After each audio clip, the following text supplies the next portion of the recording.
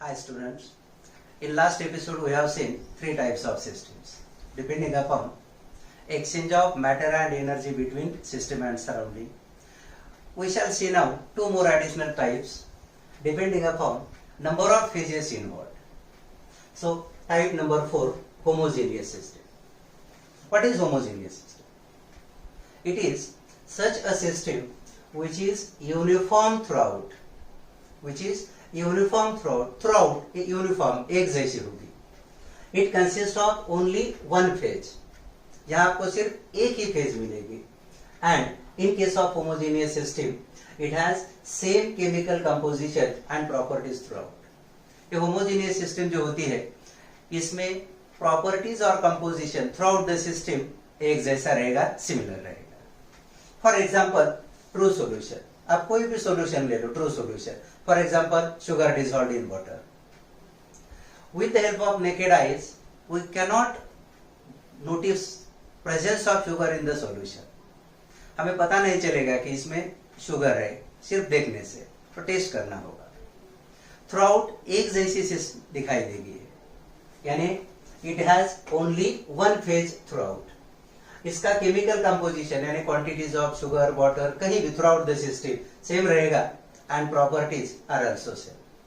ऐसा नहीं होगा कि solution at the surface top level is lesser sweet, centre में स्वीटनेस बढ़ गया और बॉटम में तो स्वीटनेस बहुत ही ज्यादा है. ऐसा नहीं होगा. थ्रूआउट स्वीटनेस सेम होगा, यानी properties and composition throughout same रहेगा.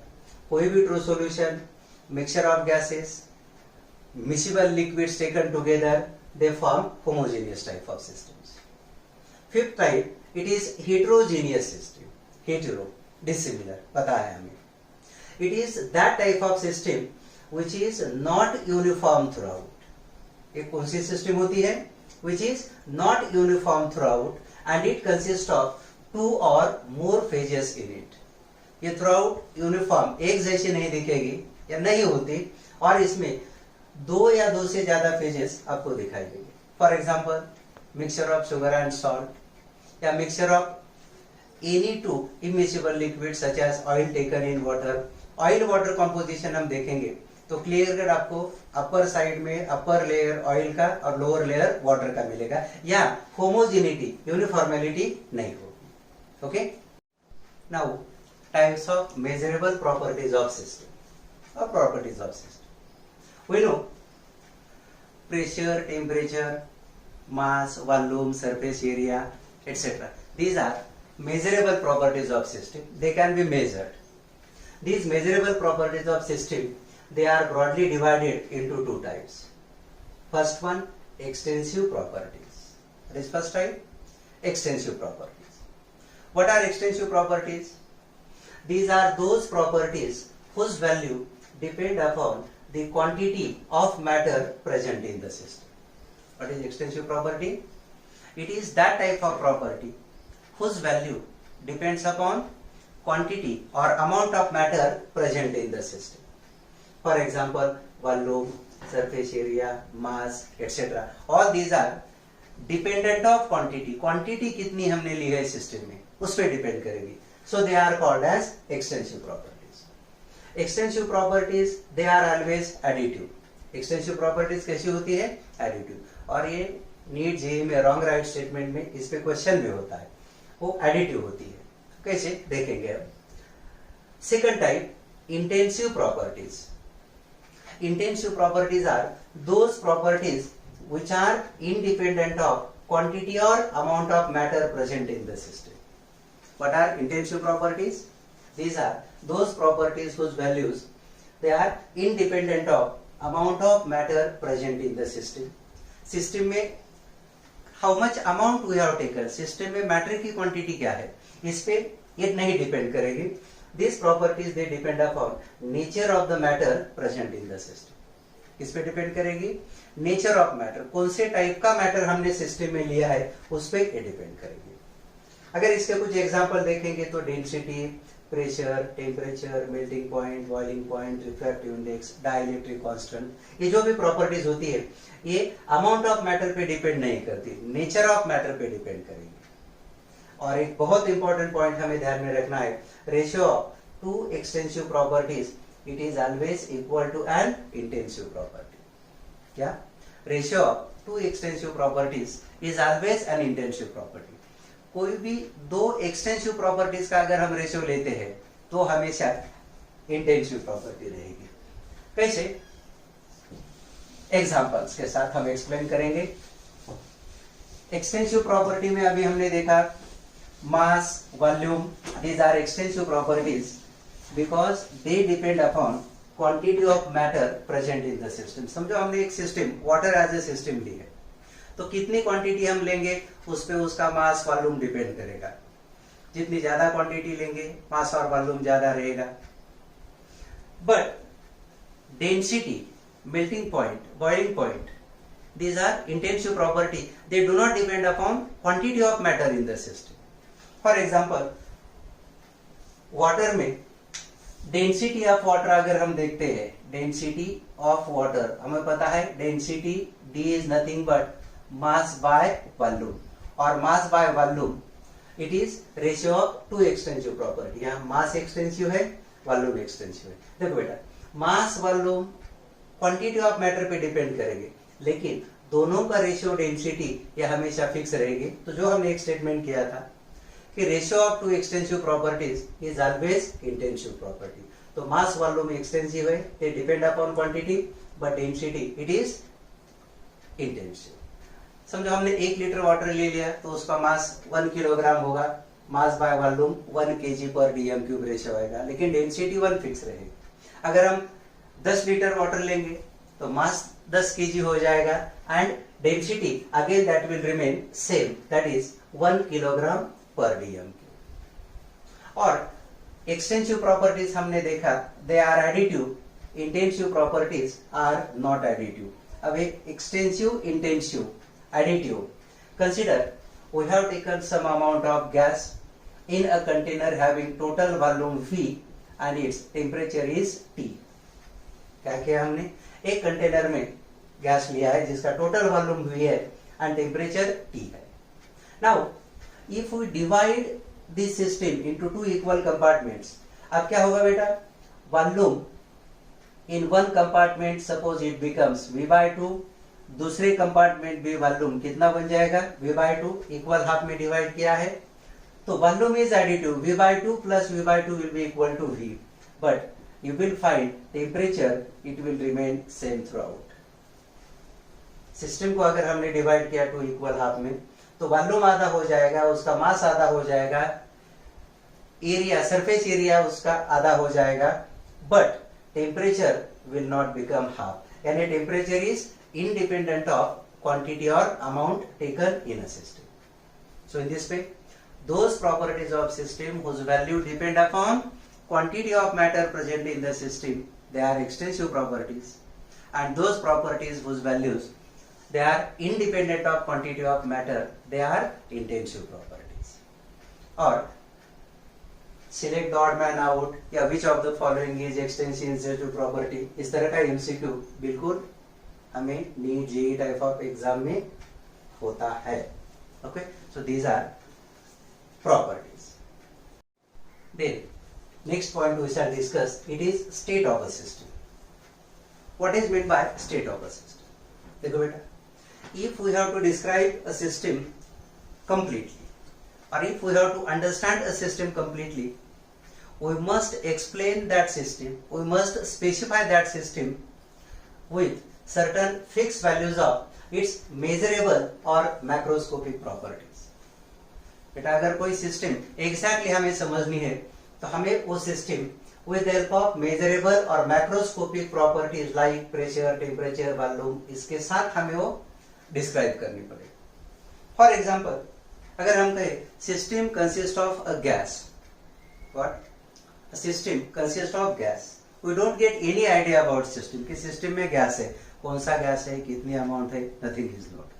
But if we know 1 mole of hydrogen gas at STP, 1 mole hydrogen gas STP को लिया है हमने for thermodynamic study. Now we get exact idea.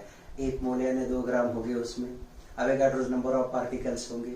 STP को है तो इसका प्रेशर 1 एटमॉस्फेरिक प्रेशर जितना होगा, टेम्परेचर 273 केल्विन होगा, वॉल्यूम 22.4 लीटर्स होगा। तो कोई सिस्टम अगर हमें समझनी है तो उसकी प्रॉपर्टी जो भी होगी उसकी वैल्यूज फिक्स होनी चाहिए। See what is state of system? State of system is nothing but the condition of existence of a system having fixed values of its macroscopic properties like pressure, temperature, volume, etc. What is it? It is the condition of existence of a system having fixed values of macroscopic properties like pressure, temperature, volume, etc. यानी कौन से condition में वो फिलहाल exist कर रही है और उस वक्त उसके प्रेशर, टेम्परेचर, वॉल्यूम इनकी एग्जैक्ट वैल्यूज क्या है। अगर ये पूरी वैल्यूज के साथ हम उसे डिस्क्राइब करेंगे या कोई सिस्टम को अगर ये प्रेशर, टेम्परेचर, वॉल्यूम की वैल्यूज फिक्स रहेगी तो वैसे system is in one particular state. उस स्टेट में जैसे 1 mole of hydrogen at STP, यानी 1 मोल हाइड्रोजन लिया है, एसटीपी कंडीशन को है, ये उसकी स्टेट हो गई।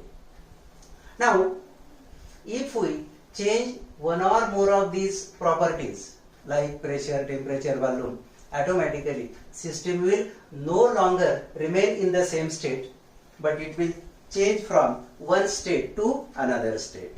देखो अगर ये प्रॉपर्टीज प्रेशर, टेम्परेचर, वॉल्यूम ये हम चेंज करेंगे तो सिस्टम उस स्टेट में नहीं रहेगी जो पहले थी, उसकी स्टेट क्या हो जाएगी? चेंज हो जाएगी। यानी state of system depends upon macroscopic और measurable properties like pressure, temperature, volume etcetera, and that's why these properties they are called as state variables. क्या? प्रेशर, टेम्परेचर, वॉल्यूम या इवन अमाउंट, ये जो प्रॉपर्टीज होती है they are called as state variables. So state variables क्या होते हैं? These are those macroscopic और measurable properties which determine state of system. System की स्टेट जिन प्रॉपर्टीज की वैल्यू पे डिपेंड करती है उन प्रॉपर्टीज को हम क्या कहते हैं? State variables. Pressure, temperature, volume ये हमें लगते हैं अगर कोई सिस्टम डिस्क्राइब करनी है तो, यानी सिस्टम की स्टेट इन प्रॉपर्टीज पे डिपेंड होती है तो इसे स्टेट वेरिएबल कहा जाता है। And if we change one और more of this values then system will change from one state to another state. Consider we have taken system in initial state A suppose. Now its pressure is P1, volume is V1, temperature is T1, amount of gas या number of moles N1। अगर हम ये property change करेंगे, समझो pressure changes from P1 to P2, then temperature will also change from T1 to T2, volume will change from V1 to V2. In that case we say state of system is changed. क्या हो गया यहाँ? System की state change हो गई। Now next point, state function। देखो अभी हमने देखा कि state of system depends upon certain measurable properties like pressure, volume, temperature etcetera, जिन्हें हम स्टेट वेरिएबल्स कहते हैं। उसी तरह से near about same state function या sometimes it is also called as thermodynamic function. What is state function? It is such a property of system whose value depends only upon initial and final states of the system and not upon path or way by which state of system is changed। देखो state function क्या होता है बेटा? It is such a property whose value depends only upon initial and final states of the system and not upon the path or way by which the state of system is changed। ये वो property होगी जिसकी value सिर्फ initial and final state of system पे depend करेगी। Initial state क्या थी, final state क्या थी, but it will never depend upon the path और way by which that change is carried. Initial state से फाइनल स्टेट तक सिस्टम कौन से पाथ से, कौन से मार्ग से line, that doesn't matter, whatever may be the path, value will depend only upon initial and final state. Okay, so such a property of system whose value depends only upon initial and final states of the system and not upon the path or way by which that change is carried out or by which state of system is changed, these properties they are called as state functions। इनकी value सिर्फ initial और final state पे depend करेगी। Initial to final state किस path से हो गया है, that doesn't matter। Examples are pressure, temperature, volume, enthalpy, internal energy etcetera. और इन सब मेजरेबल प्रॉपर्टीज या स्टेट फंक्शन के बारे में हम डिटेल में डिस्कस करने वाले हैं, फिर भी एक एग्जांपल कंसीडर करते हैं. Suppose we have taken a system in initial state A where its pressure is P1 and volume is V1.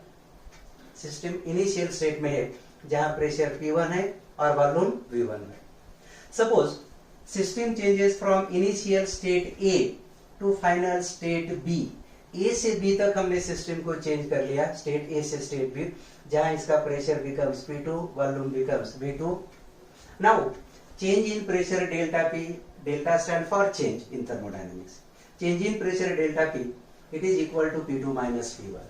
और यहां देखो बेटा, P2 माइनस P1 ये जो वैल्यू है that will depend only upon values of P1 and P2 initial and final state.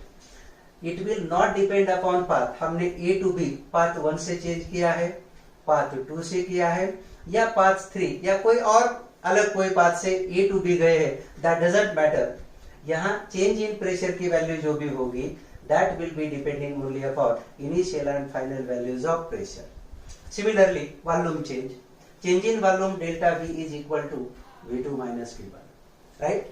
और अब ये V2 माइनस P1 की वैल्यू, ये जो डिफरेंस है that is independent of the path. आप पाथ 1 से जाओ, 2 से जाओ या 3 से, A to B जाने वक्त कौन सा भी पाथ आप फॉलो करो, value of volume change delta V that remains constant.